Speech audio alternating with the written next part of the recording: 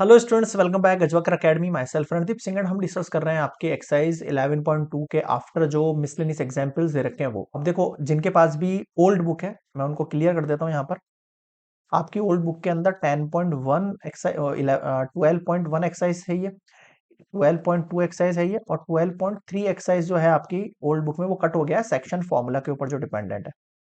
ठीक है, तो ये आप एक बार टिक मार्क कर लेना, सेक्शन फॉर्मूला आपके पास कट हो गया है। ओनली आपको सीधे मिसलेनियस एक्सरसाइज पर एंटर कर जाना है। तो इसलिए ये चैप्टर बहुत ज्यादा इजी हो गया है अब आपके लिए ना। तो देखते हैं अपन क्या पॉइंट है हमारे पास यहाँ पर मिसलेनियस के अंदर। देखो क्या कह रहा है ये आपको यहाँ पर, show that the points are the vertices of parallelogram but not a rectangle. आपको पता है पैरेललोग्राम में क्या होता है? पैरेललोग्राम के अंदर सर हमारे पास, लाइक मैं पॉइंट दे रहा हूँ 1 2 3, बी पॉइंट दे रहा हूँ मैं -1। चल जाए यार, एक सेकेंड, फिर से हैंग हो गया सिस्टम।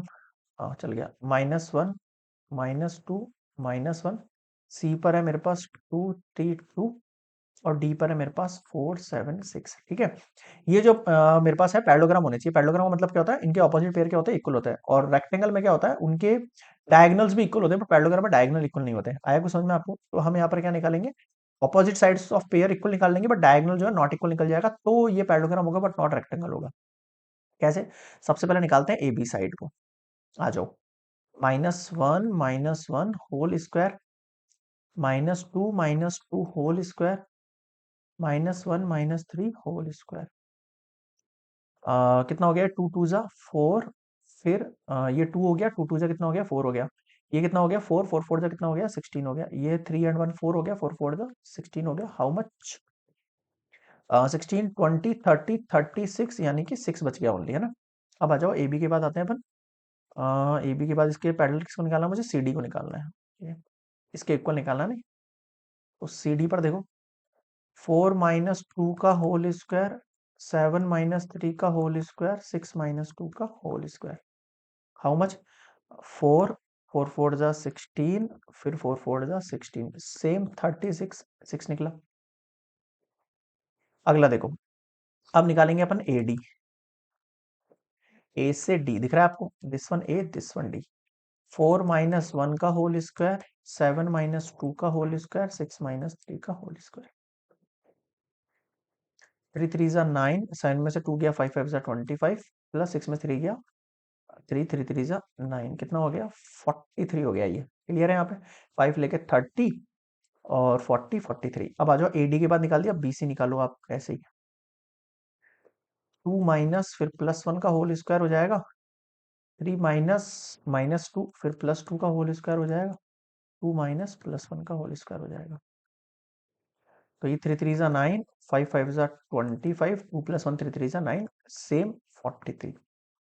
यहाँ पर आपको क्लियरली दिख रहा है कि आपके जो A B equals to C D आ रहा है, ऑपोजिट पेयर